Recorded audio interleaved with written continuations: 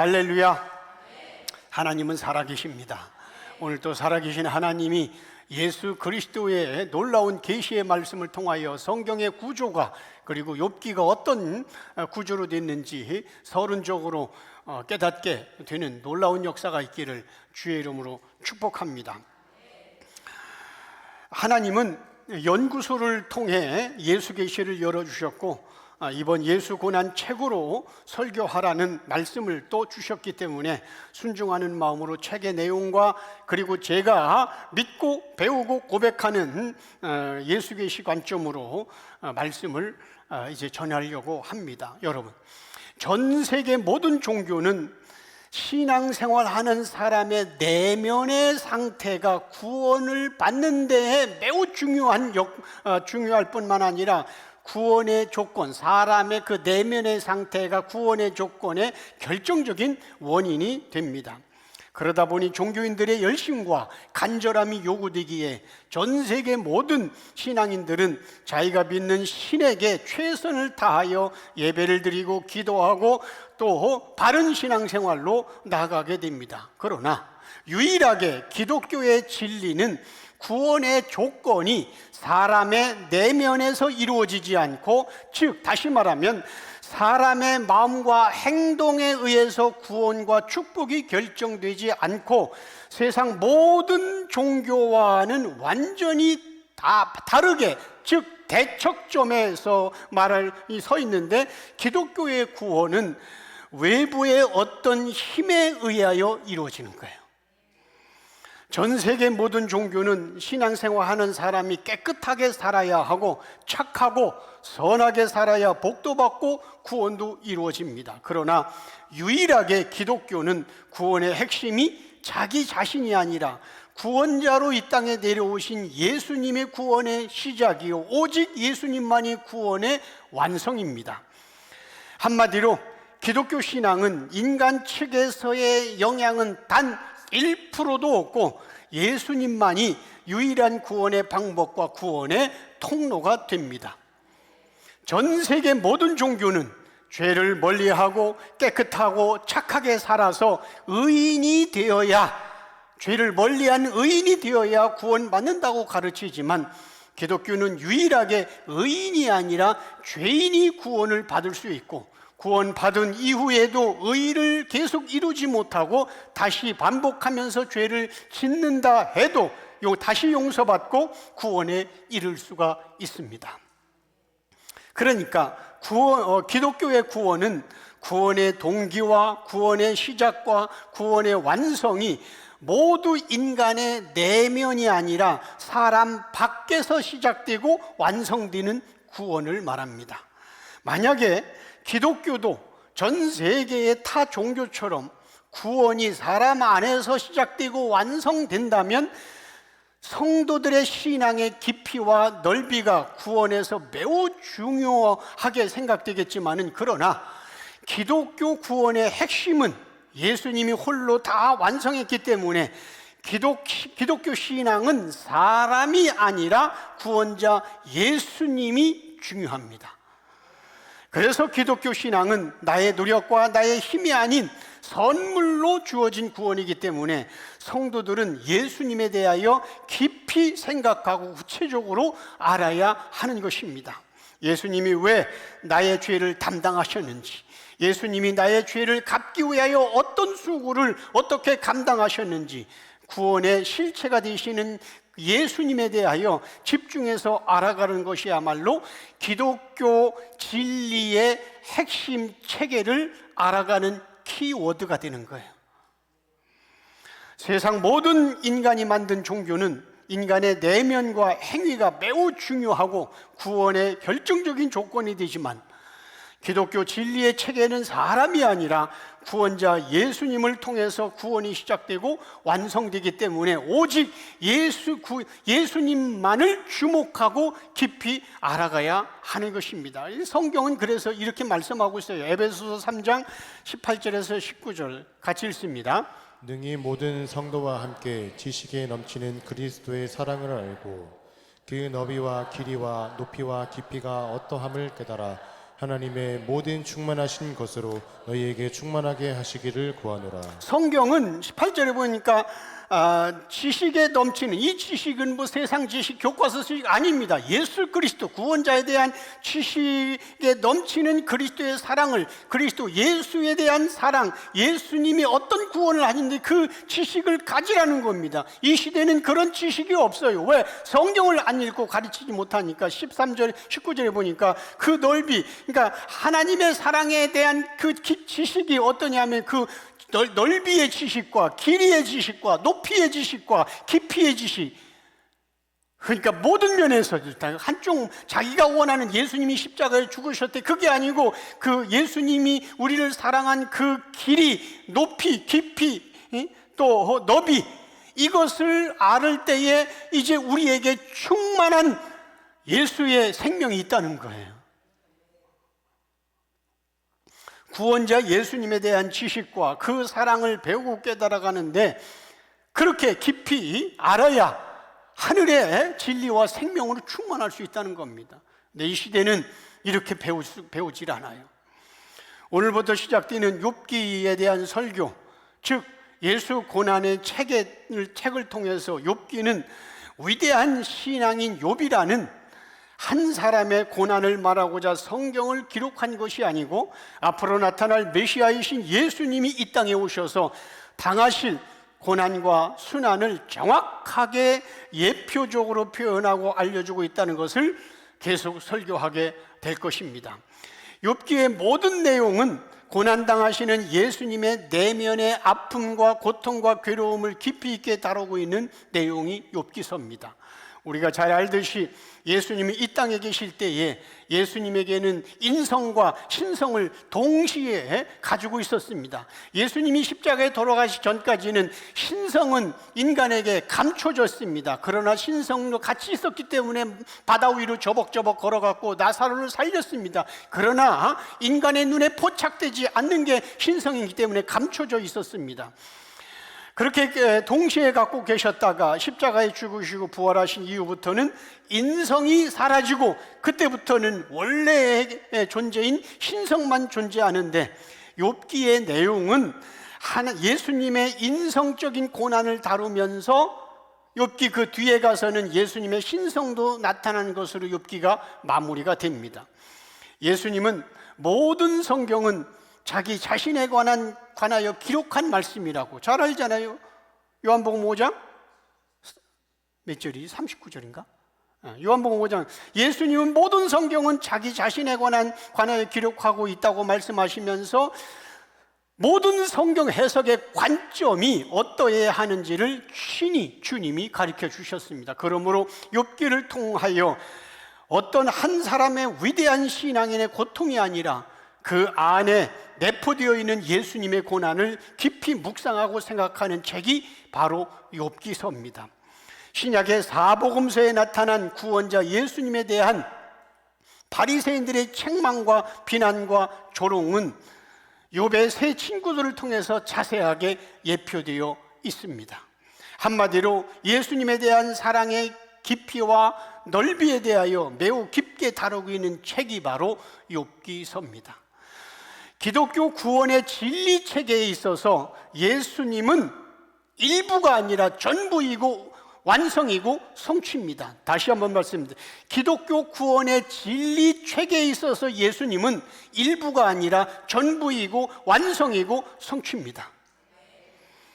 하나님의 형상을 닮은 인간의 지혜는 타락한 인간이 생각할 수밖에 없는 그런 낮은 수준으로 변했고, 그것은 시간이 지나면서 모든 사람들이 이해하고 공감하는 보편 상식으로 자리를 잡았습니다. 그래서 이제는 누구나 상식 범위 안에서 생각하고 판단하는 것이 당연해졌기에 하나님을 중심으로 생각하는 계시적 관점조차도 미신과 다름없는 취급을 받게 되었단 말입니다. 그러다 보니 계시적 관점인 예수 중심으로 생각하는 것은 오히려 비합리적이고 비과학적인 일로 치부되는 시대가 되었습니다. 하나님보다 인간의 이성적인 영역이 더 고상하고 대단해 보인다고 생각하는 그런 경향이 자리를 잡고 있습니다. 그리고 인간이 생각하는 고상한 것은 한마디로 윤리적 삶을 말하는 것입니다. 윤리는 인간의 삶을 지배했고 어느덧 윤리를 지향하면 가장 지혜롭고 의롭고 깨끗하고 존경받는 사람 것처럼 여겼습니다. 인간 중심의 생각은 착하게 살고 깨끗한 인간이 되는 것이 가장 큰 목표가 되었습니다. 착하게 살면 복도 받고 악하게 살면 벌 받는다는 권선징악 또는 인과응보의 사상은 누구나 편하게 받아들일 수 있는 가장 큰 가치가 되었습니다. 그러다 보니 기독교가 타 종교처럼 인간 중심으로 신앙생활을 하게 되면서부터 하나님의 말씀인 성경을 읽고 해석할 때에도 윤리라는 잣대를 가지고 적용하기 시작합니다. 우리가 잘 아는 대로 성경은 하나님께서 구원에 대한 내용을 우리에게 알려주시는 특별 계시가 성경입니다. 여러분 그동안 배웠잖아요. 계시에는 특별 계시가 있고 일반 계시가 있습니다. 먼저 계시라는 용어 자체는 뭐냐면 창조자가 자기가 만든 피조자에게 창조자 자신을 드러내는 것을 계시라고 얘기합니다. 그런데 일반 계시는 창조자가 피조물들에게 자신이 잘하는 것만 드러내는 것을 말하는 것이고, 특별 계시는 창조자가 구원받을 자로 선택된 자에게 자신의 구원 계획과 구원 과정과 구원의 완성을 알려주고 드러내는 것을 특별 계시라고 말하는 것입니다. 다시 말하면 일반 계시는 구원과 상관없이 모든 피조물들에게 하나님의 존재에 대하여 드러내는 것을 일반 계시라고 말하는 겁니다. 그러니까 불교인이라든가 이슬람이라든가 교회 밖에 있는 사람에게도 하나님의 존재를 드러내는 것, 봄이 되면 새싹이 나오고 이런 모든 것들, 이런 것들을 일반 계시라고 말하고, 특별 계시는 구원과 관계된 계시를 말하기 때문에 특별 계시는 성경과 예수 그리스도만 특별 계시라고 말하는 것입니다. 그러니까 일반 계시로서는 하나님의 살아계심을 알고 그래서 그 하나님을 두려워하고 찬양도 할 수 있지만, 그러나 일반 계시로서는 구원을 받을 수 없고 특별 계신 성경과 예수 그리스도를 통해서만 구원에 이를 수 있습니다. 그런 의미에서 성경은 구원을 말하는 책이기 때문에 특별 계시로서 인간에게 주어진 특별한 책이 성경인 것입니다. 하나님은 특별 계신 성경을 통하여 타락한 인간의 구원에 대한 놀라운 계획을 가지고 계십니다. 그 구원의 비밀과 방법을 계시한 책이 바로 성경인 것입니다. 그러기에 성경을 읽는 자들은 구원자인 예수 그리스도의 위대한 사역과 은혜를 경험하고 하나님을 찬양해야 하는 것입니다. 그런데 안타깝게도 이 시대 성경을 읽는 대부분의 사람들은 일반 계시 수준인 윤리와 교훈을 주는 정도의 책으로 성경을 대하고 있다는 것입니다. 그러나 여러분, 인간의 윤리와 교훈을 주는 책은 성경책 말고도 서점에 가면 세상에 수많은 책들이, 도덕과 윤리와 교훈을 주는 책들이 즐비하게 있습니다. 굳이 하나님이 기록하신 성경까지 윤리와 교훈의 이야기로 추가할 필요는 없는 것입니다. 그러므로 하나님을 모르는 인간은 성경을 사람이 지켜야 할 도덕과 교훈을 추구했고, 그렇게 인간 중심으로 해석을 시도한 사람들에게는 성경이 절대로 열리지 않습니다. 그러다 보니 성경은 인간이 해석하기 어려운 난해한 책으로 전락하고 말았습니다. 성경이 제일 많이 팔렸는데 제일 안 읽히고 제일 멀리하는 책이 성경책이 된 것입니다. 인간의 관점으로 읽고 해석할 때에 성경 중에 해석하기 가장 난해한 성경이 크게 두 가지인데, 신약에서는 요한계시록이 난해한 성경이고 구약에서는 욥기입니다. 욥기는 한 인간이 당하는 고난과 회복에 대한 이야기를 기록하고 있습니다. 그리고 고난당한 욥을 위로하러 찾아온 세 친구들과의 논쟁이 기록된 책입니다. 욥기는 모두 42장으로 구성되어 있는데 1장과 2장 그리고 42장 7절에서 17절까지처럼 산문으로 기록된 부분이 있고 3장부터 욥기 42장 6절까지처럼 운문으로 기록된 부분으로 욥기는 나누어져 있습니다. 욥기를 표면과 문자적으로 읽어보면 욥은 자신은 끝까지 죄를 멀리한 의인이라고 주장을 펼치고 있는 것을 볼 수가 있어요. 위로하려고 찾아온 세 친구가 너에게 죄가 있는지 한번 곰곰이 생각해봐라. 아무리 설득을 해도 욥은 인정하지 않습니다. 인간적으로 볼 때는 욥이 그렇게 고집만 부리지 말고 친구들의 진심 어린 충고를 일단은 받아들이고 나중에 좀 더 구체적으로 이야기를 나눠도 될 텐데 욥은 그렇게 하지 않았고 친구들도 역시 욥을 그 먼 곳에서부터 위로하러 왔으면서도 왜 그렇게 욥을 계속 정죄하고 괴롭히고 있었는지 우리는 예수 계시가 안 열렸을 때에는 그 이유를 몰랐습니다. 친구들은 고난당하고 있는 욥을 향하여 세 명이 함께 공격을 퍼부었습니다. 세 친구는 온몸에 종기가 나서 기와 짱으로 자기 몸을 박박 긁고 있는 친구를 보면서 위로는 못할 망정 비난만 퍼부었습니다. 세 친구들 중에서 단 한 명도 욥의 편을 들어주는 자가 없었습니다. 그러다가 후반에 가서는 엘리후가 갑자기 등장해서 욥과 세 친구 모두를 동시에 야단칩니다.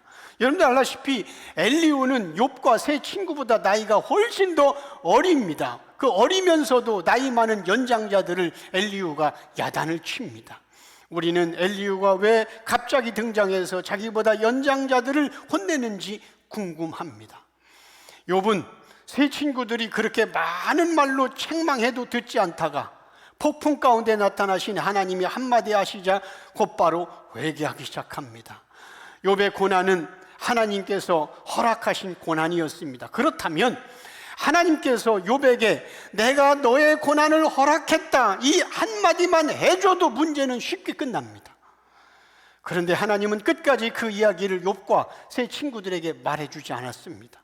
오히려 하나님은 친구들로부터 공격받아서 힘들어하는 욥에게 욥기 38장부터 41장까지 다시 혼내십니다.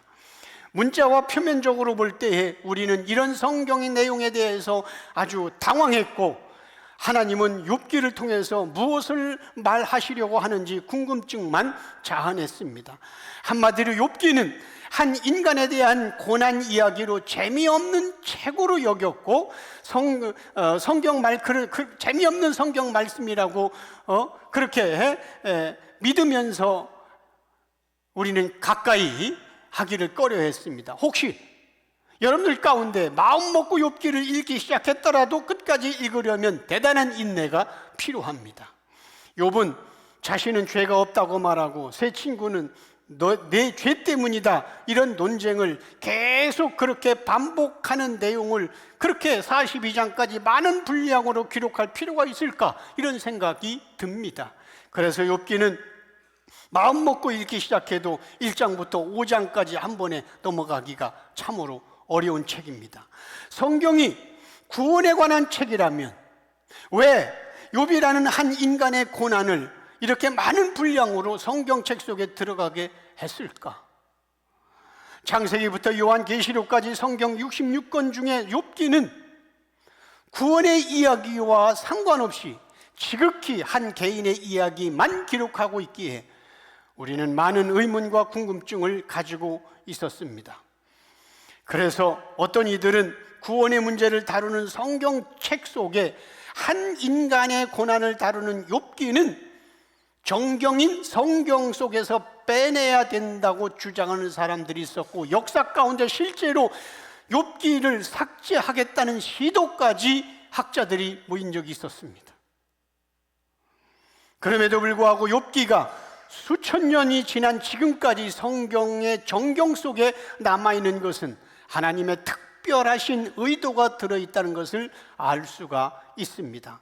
욥기를 해석하기 위해서 지금까지 신학자들이 접근했던 다양한 방법들이 많이 있었는데 그 몇 가지를 소개하겠습니다. 그러니까 욥기를 해석하기 위한 많은 신학자들의 접근 방법. 첫째, 이거 다 틀린 겁니다. 지금 첫째, 욥기를 읽고 해석할 때 의인이 까닭없이 당하는 고난은 하나님께서 창조하신 이 세상에 고난이 존재하는 이유를 이론과 논리적으로 설명하려는 시도였다는 겁니다.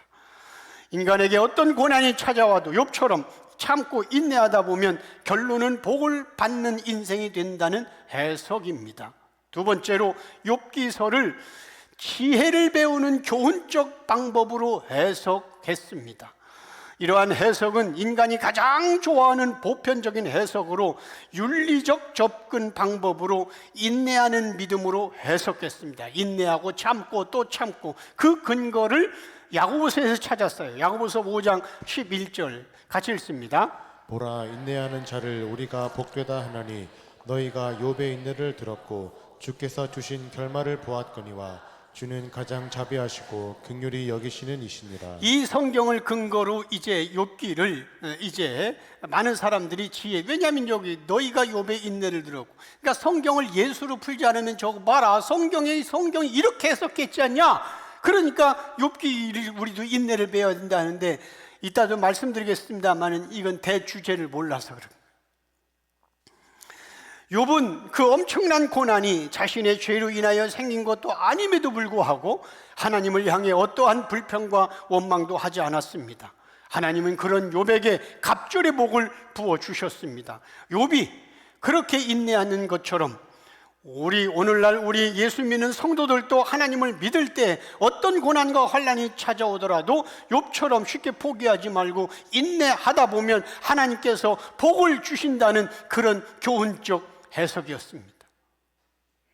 그러나 여러분, 만약에 기존 신앙인들처럼 그렇게 욥기의 목적이 욥의 인내에 대한 교훈이라면 욥기서의 주인공은 구원자 예수님이 아니라 인내하고 승리한 인간 욥이 주인공이 되는 겁니다. 그러므로 인내에 대한 교훈을 바탕으로 해석하는 방식은 오히려 인간적으로 볼 땐 근사한 해석 같고 신앙적 해석 같지만 하나님을 대적하는 해석에 불과합니다.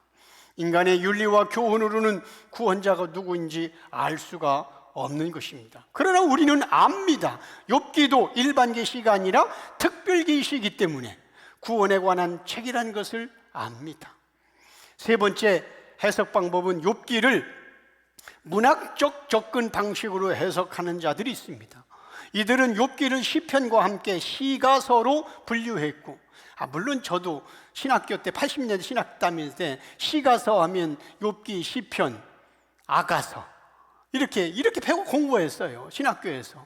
그리고 소선지서는 앞에 있고 대선지서는 예레미야, 이사야, 다니엘, 에스겔, 대선지서, 시가서 이렇게 배웠다, 저도.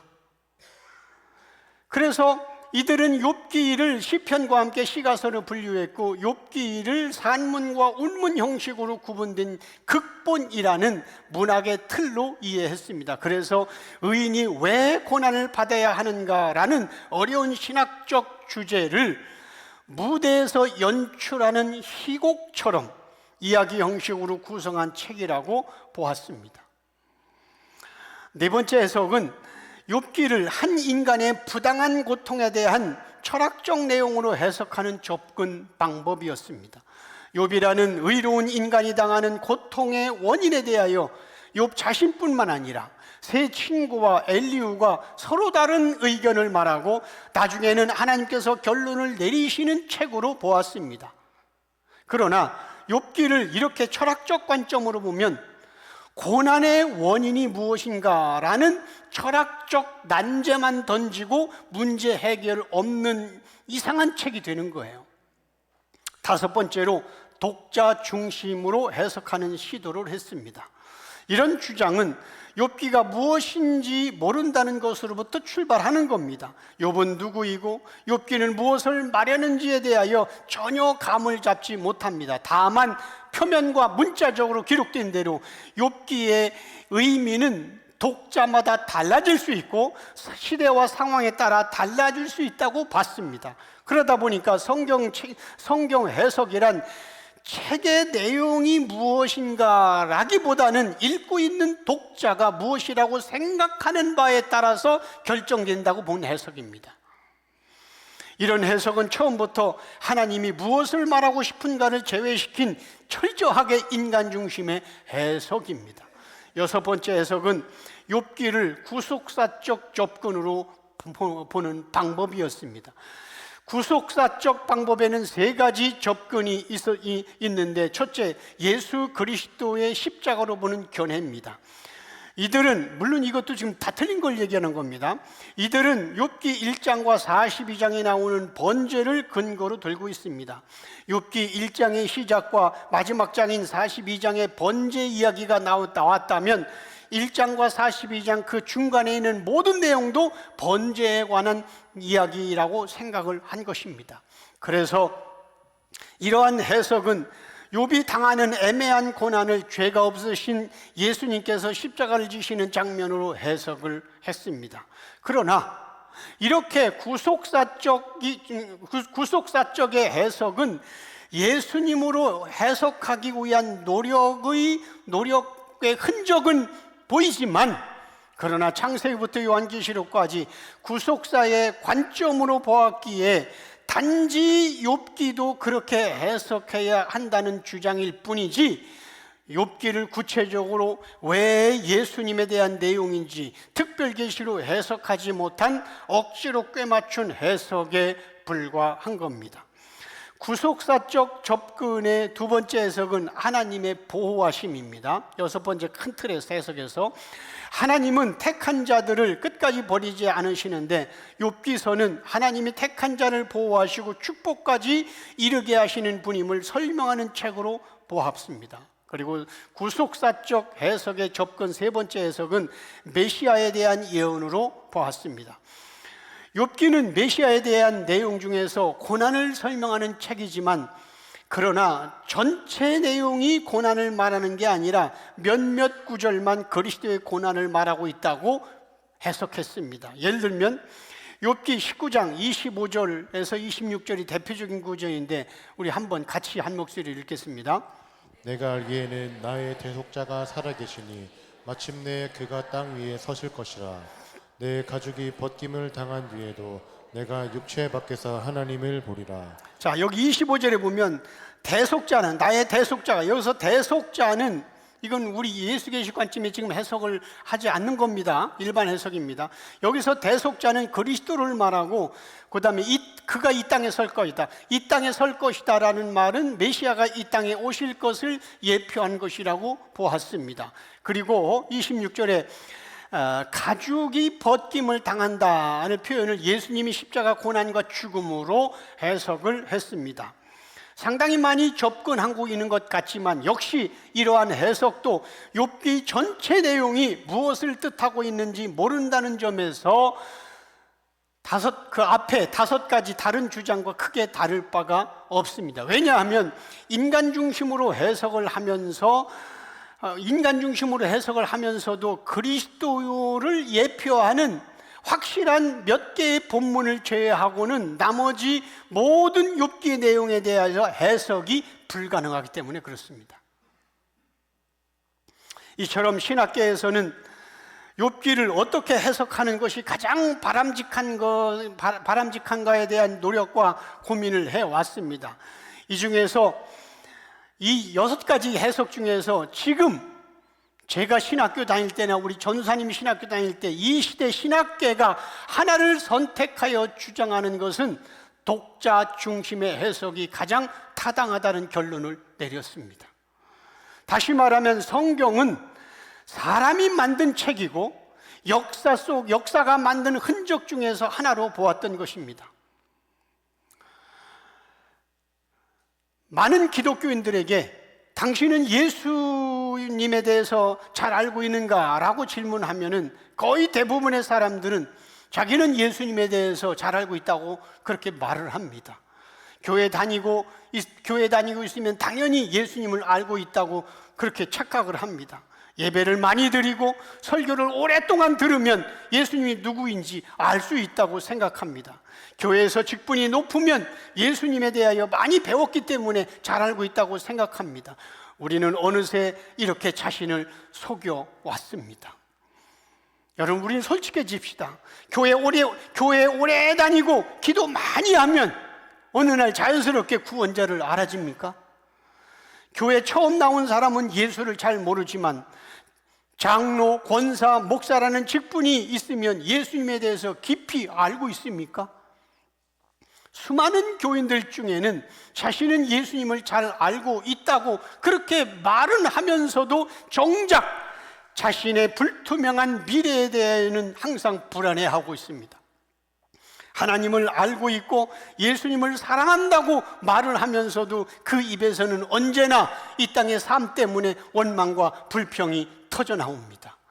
나를 향하신 전능하신 하나님의 사랑과 그 놀라운 계획을 믿는다고 말하면서도 내 인생과 다른 사람의, 옆 사람의 인생을 비교하다가 낙심을 합니다.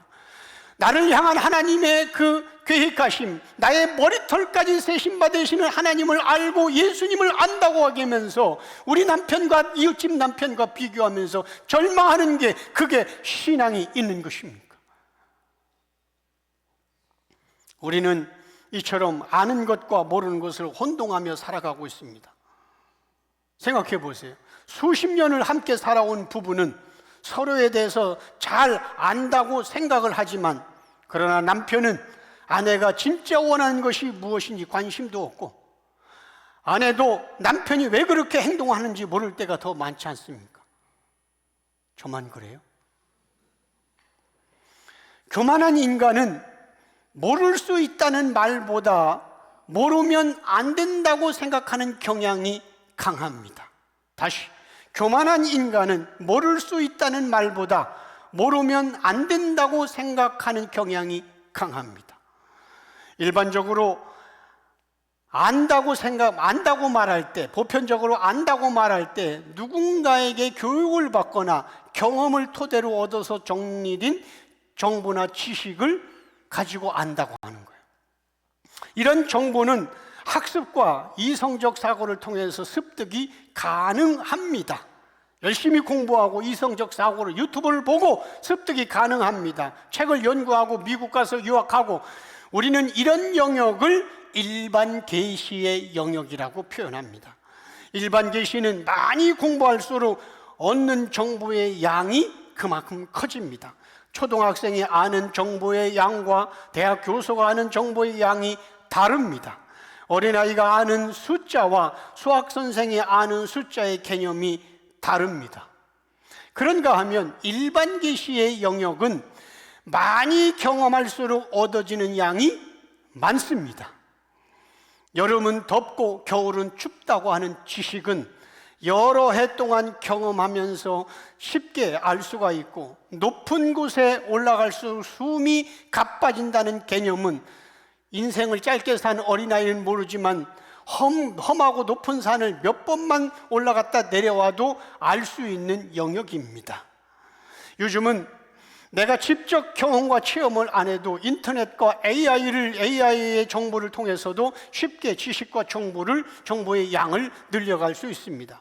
일반 계시는 인간의 노력으로 알 수 있고, 시간과 에너지 투자가 많을수록 획득할 수 있는 정보의 양도 그만큼 많아집니다. 그러나 일반 계시의 반대인 하나님에 대한 지식과 구원에 대한 지식인 특별 계시의 영역은 그렇지 않습니다.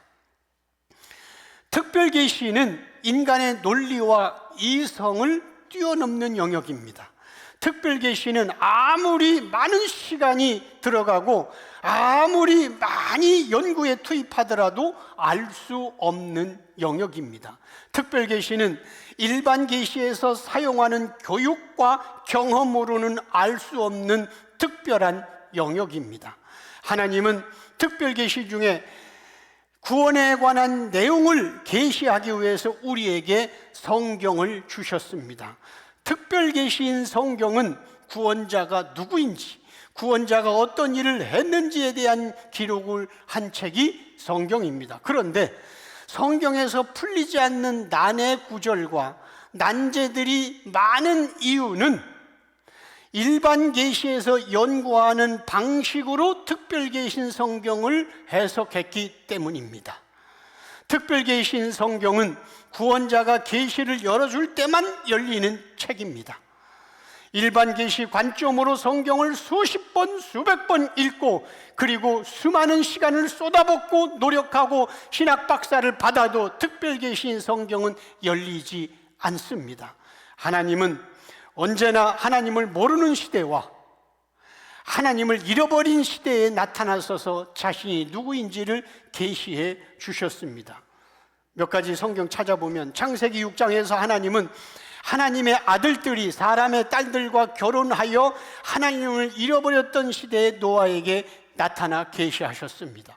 창세기 12장에 보면 하나님은 이방 땅에서 우상을 아버지와 섬기고 있었던 아브라함에게 나타나서 자신을 계시하시고 한 민족을 시작하십니다.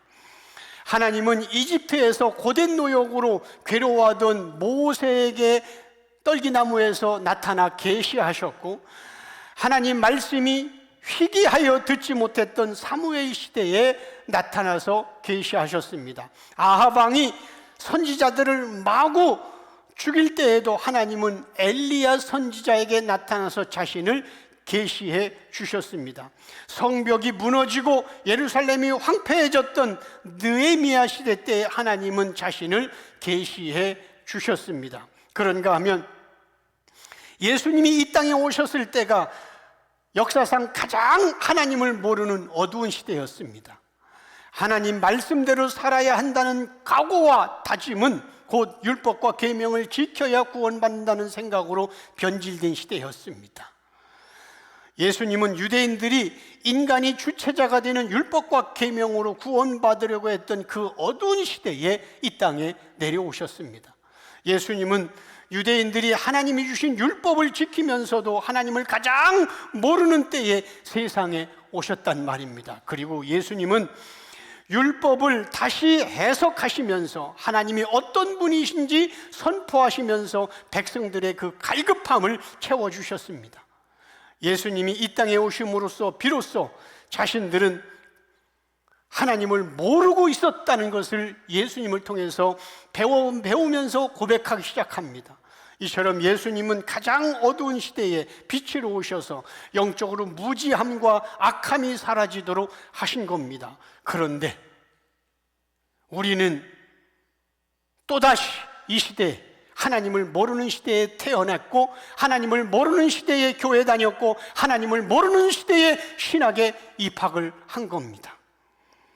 이 시대 교회가 선포하는 대부분의 설교와 가르침은 착하게 살아야 하고 깨끗하게 살아야 하고 세상의 빛과 소금의 역할을 잘하자는 도덕과 윤리의 교훈으로 꽉 차 있는 설교입니다. 욥기를 어떤 목사든지 욥기를 성경 본문으로 택하고 설교를 하면 우리도 욥처럼 힘들고 어려워도 인내하면서 살아야 한다고 설교합니다. 욥의 친구들처럼 고난당한 이웃에게 상처 주는 말을 하면은 안 된다고 교훈을 가르칩니다. 우리는 그동안 하나님을 알고 구원자 예수님을 믿는다고 크게 착각하며 교회 생활해 왔습니다.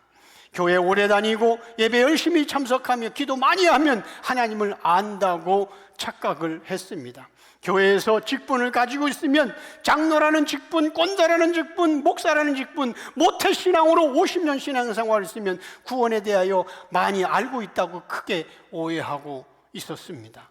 그런데 감사하게도 하나님은 이 어두운 시대에, 성경에서 어두운 시대에 하나님이 찾아오셔서 자신을 계시한 것처럼 감사하게 하나님은 이 어두운 시대에 찾아오셔서 예수 계시를 우리에게 예수 계시로 우리에게 성경을 열어주셨습니다.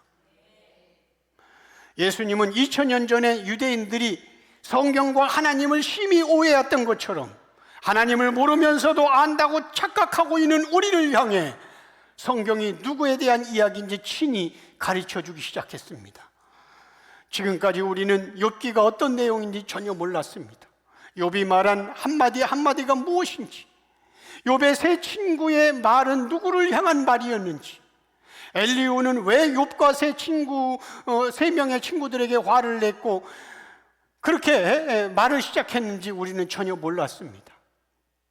예수님은 하나님을 가장 모르는 시대에 자신을 계시함으로써 영적인 모든 질서를 새롭게 바꾸시기를 원하십니다. 욥기는 많이 읽고 연구한다고 해석되지 않습니다. 욥기를 제대로 해석하기 위해서는 다음에 두 가지 개념이 꼭 필요합니다. 첫째, 성경을 해석할 때에는 해석의 대전제가 있다는 것을 알아야 합니다. 해석의 대전제. 욥기서에는 여러 인물들이 등장하는데 욥이 먼저 입을 열어 말하면 그 말에 대해서 세 친구들이 대답했고, 반대로 세 친구가 말하면 거기에 대하여 욥이 대답하는 식으로 기록되어 있어서 문자적으로 보면 쉽게 이해하도록 인간의 언어로 그렇게 기록되어 있다는 말입니다. 욥기를 문자 그대로 읽으면 욥이라는 사람이 주인공으로 기록되어 있습니다. 욥기라는 제목 자체가 우리에게 욥기서는 욥기니까 욥에 대한 이야기라는 편견을 심어주었고, 우리는 성경의 구원자에 대한 이야기라는 것을 잊어버린 채 욥의 고난 이야기로 해석해 왔습니다. 욥기 안에는 여러 주어가 있습니다. 욥이 가장 많이 등장하고 세 친구인 엘리바스와 빌닷과 소발도 말하는 주체자로 기록되어 있습니다. 32장부터는 엘리후가 대화의 주도권을 이끌어가고 마지막에는 하나님이 또 말씀하십니다. 그러다 보니까 우리는 욥기를 읽으면서 등장인물들이 무엇을 말했는지 파악하기 위해 애를 써왔습니다. 욥이 어떤 말을 했는지, 엘리바스가 무슨 말을 했는지, 빌닷이 주장한 내용은 무엇이고 소발이 어떤 말을 핵심적으로 했는지 여기에 집중을 했습니다.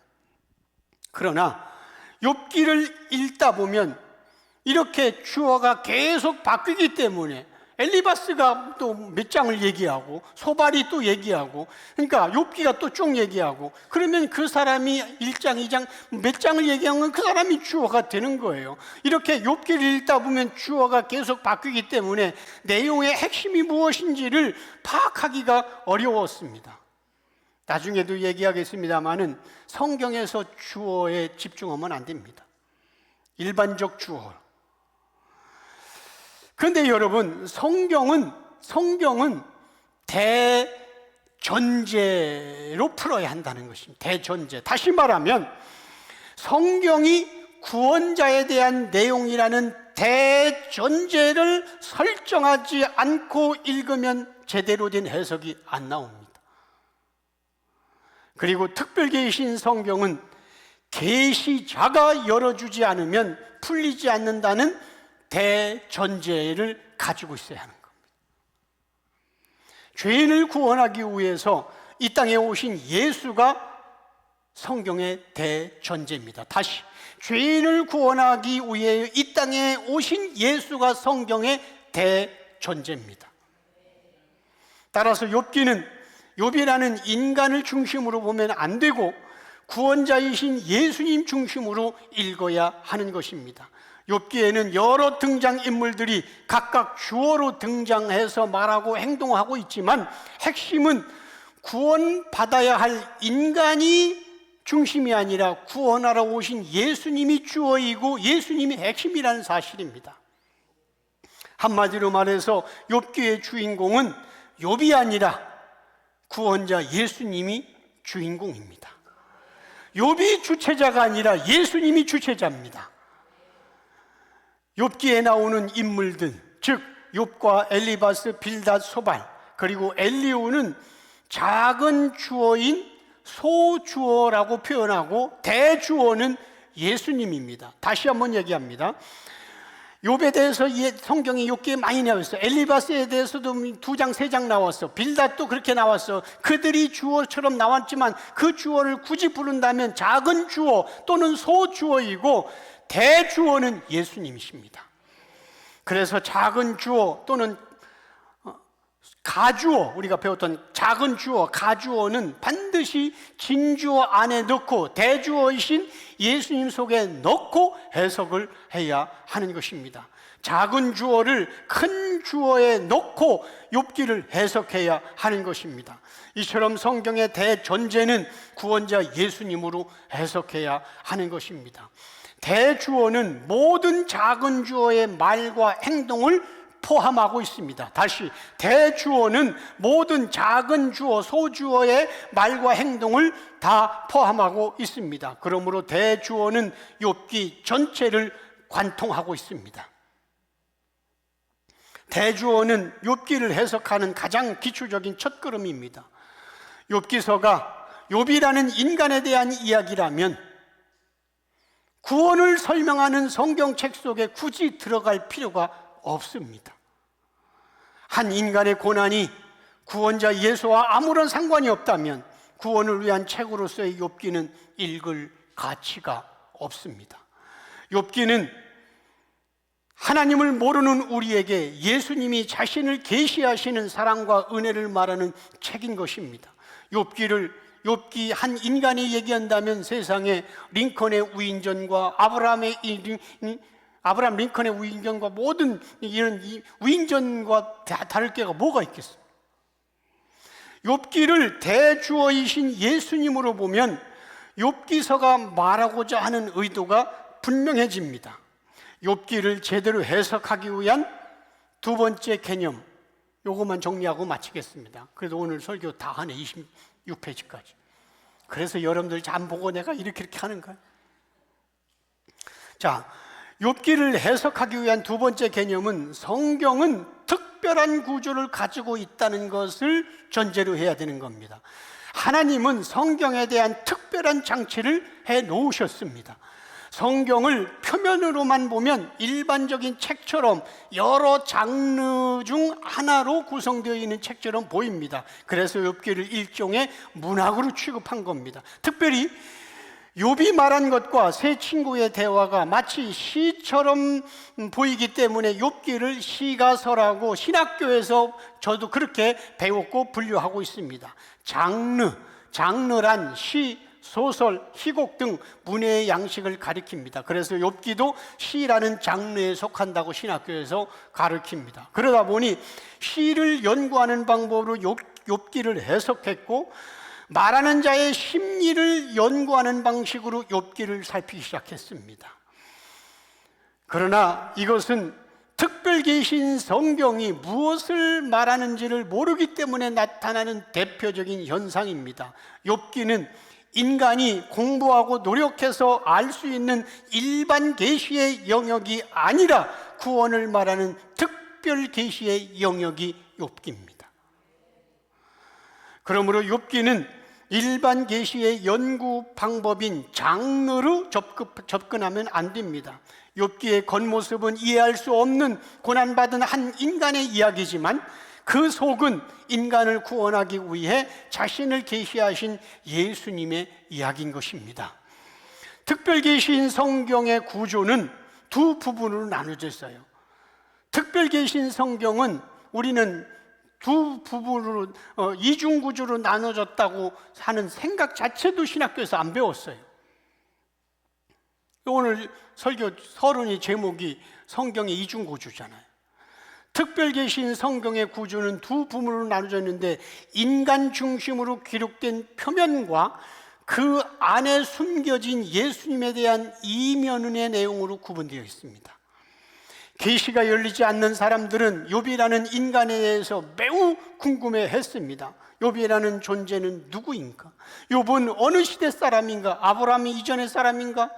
모세 이전의 사람인가? 욥기를 누가 기록했을까? 계속 연구하지만 뚜렷한 결론을 내리지 못했습니다. 지금도 많은 신학자들이 욥기의 비밀을 알고 싶어서 계속 연구하지만 해결책은 없습니다.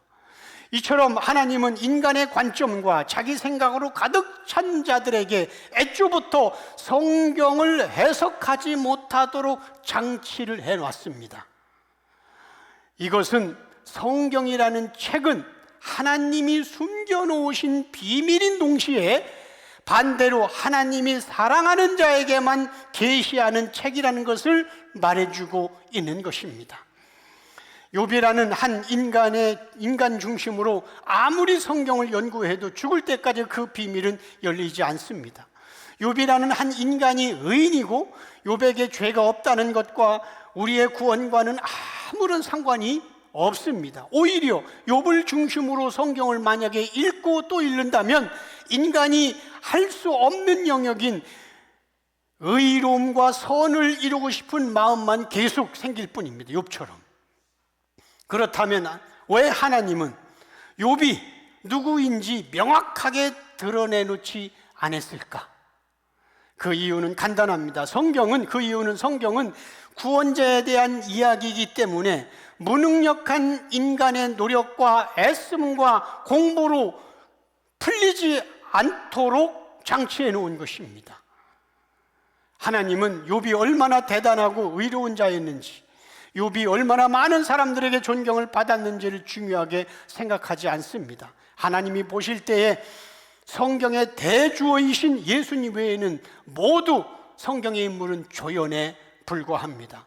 조연이 누구인가는 그렇게 중요하지 않기 때문에 하나님은 욥이 조연이기 때문에 누구인지를 명확하게 드러내지 않으셨습니다.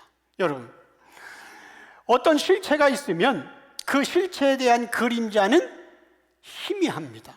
지금 햇빛이 많이 뜨고 있는데 밖에 나가서 내가 서 있으면 내가 실체고 내 그림자가 있는데, 실체는 이렇게 뚜렷하지만 그러나 그림자는 희미합니다. 즉 어떤 사람에 대한 그림자는 실체에 있는 눈과 코가 보이지 않습니다. 그림자에게는. 그리고 실체가 갖고 있는 표정과 감정도 그림자에서는 살필 수가 없습니다. 여러분, 욥은 그림자이고 모형입니다. 욥은 대주어이신 예수님이 누구신가를 드러내기 위한 도구에 불과한 겁니다. 욥기는 예수님이 어떤 분인가를 말하는 책일 뿐입니다. 우리는 욥을 주목하지 말고 욥과 같은 인성을 가지고 인간의 옷을 입고 이 땅에 오신 예수님께 집중해야 하는 것입니다. 욥은 성경의 이중구조 부분에서 표면을 담당하고 있는 부분입니다. 이것은 하나님께서 특별 계시인 성경을 아무나 읽어서 구원자를 깨달을 수 없도록 만든 하나님의 장치인 것입니다. 그렇기 때문에 그러기에 사람들은 욥에 대하여 수없이 연구해 왔지만 일반 계시 수준으로 해석하고 만 것입니다. 일반 계시 수준으로는 아무리 성경을 연구하고 성경을 백독하고 천독을 한들 욥이라는 한 인간의 고난에 대해서는 말할 수 있지만 그 이상의 메시아에 대한 이야기라고 생각은 불가능한 겁니다. 성경을 예수님으로 해석하는 것은 특별 계시의 영역이기 때문입니다. 성경은 욥의 말과 행동을 통해서 이면이신 예수님을 드러내고자 하는 것입니다. 그렇습니다. 하나님께서 사랑하는 자, 하나님이 계시를 열어주시는 자는 욥이라는 겉모습 안에 들어있는 구원자 예수 그리스도를 보게 됩니다. 특별 계시는 인간의 노력과 열심으로 발견되지 않습니다. 특별 계시가 열린 우리는 욥이라는 그림자를 통해 그 안에서 역사하시는 예수님을 보아야 하는 것입니다. 특별 계시는 하나님이 은혜 주시기를 원하는 자에게만 열리는 특별 계시 성경입니다. 성경의 표면에는 아브라함의 이야기가 나오고 성경의 표면에는 모세 이야기가 나오고 성경의 표면에는 다윗의 이야기로 가득 찹니다. 인간의 노력으로는 이 껍데기인 표면이 절대로 벗겨지지가 않습니다. 왜냐하면 그것은 인간의 영역이 아니라 가르쳐 주시는 하나님의 고유 영역이기 때문입니다. 성경에 숨겨진 비밀은 숨기신 그분이 공개하면 열리는 것입니다. 우리가 어렸을 때에 초등학교 때 50년 전에 소풍을 가면은 이제 보물찾기가 있어. 선생님이 뭘 이렇게 접어가지고 연필 아니면 뭐 크레파스 이렇게 해가지고 넣는데 그때에 정말 자기가 아이가 조금 마이크가 지능이 얕다든가 아니면 얘가 뭐 꼭 못 찾으면 실망할 것 같으면 선생님이 걔한테 보여줘. 나무 꼭대기 껍데기다가 이렇게 숨겨놓고 이렇게. 자, 이거 게시해 주면 걔는 가서 찾으면 됩니다. 나머지는 거의 대부분 물론 찾기 쉽게 해놨지만은 거의 못 찾는 겁니다. 그런데 바로 감춘 자가 가리키면 바로 찾는 겁니다. 다시 한 번만 성경에 숨겨진 비밀은 숨기신 그분이 공개하면 열리는 겁니다. 예수 부흥을 외치는 지금이 바로 예수님이 자신을 드러내기로 정하신 때요, 바로 지금이 은혜 받을 때요, 구원의 날이라고 성경은 말합니다. 고린도후서 6장 2절 같이 읽겠습니다. 보라 지금은 은혜 받을 만한 때요 보라 지금은 구원의 날이로다. 사도 바울이 2000년에 쓴 책이지만은 그러나 성경은 항상 하나님의 말씀이기 때문에 현재 진행형이고 열릴 때가 바로 지금인 것입니다. 보라 지금은 은혜 받을 만한 때요 보라 지금은 구원의 날이로다. 예수님은 욥기서가 말하고자 하는 유일한 구원자란 말입니다. 하나님은 가장 예수를 모르는 이 어두운 시대에 우리를 위해서 욥기를 열어주셨습니다. 하나님은 우리가 먼저 욥기를 열어달라고 기도원에 가서 금식기도한 적도 없는데 은혜의 선물로 어느 날 열어주셨습니다. 오늘부터 시작되는 예수 고난의 책을 통하여 우리에게 계시하시고 깨닫게 하시는 욥기서를 통하여 예수님을 더욱더 풍성히 알아갈 수 있기를 주의 이름으로 축복합니다. 신학교 교수에게도 열어주지 않았고 수십 년간 목회했던 목사들에게도 열어주지 않았던 이 예수 계시와 진리의 말씀을 미천한 우리에게 열어주신 그 하나님께 모든 영광을 돌리시기 바랍니다. 영광의 박수.